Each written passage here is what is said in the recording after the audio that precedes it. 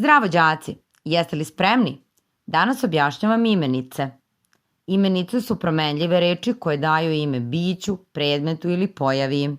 Mogu biti vlastite, zajedničke, gradivne, zbirne, apstraktne, glagolske.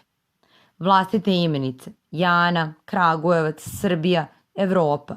Ove imenice po pravilu nemaju množinu. Zajedničke imenice: kuća, lopta, ptica, gitara. Ove imenice veoma često imaju i jedninu i množinu. Gradivne imenice su imena materijala ili materija od kojih je nešto napravljeno. Vino, šećer, zlato, guma. Ove imenice imaju samo jedninu.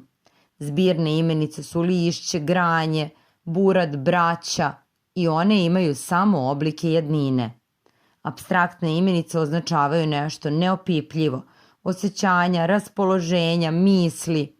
To su vam imenice ljubav, mladost, sreća, nada i one, kada se uzmu u osnovnom značenju, imaju samo jedninu. Glagolske imenice nastale su od glagola, a menjaju se kao imenice: pričanje, trčanje, pevanje. Kada vam reč koja liči na glagol može da se promeni kroz padeže, znajte da je pred vama glagolska imenica. Eto, nije teško, jel tako?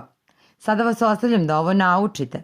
Lajkujte, šerujte, supscribeujte se, a mi se vidimo. Pozdrav!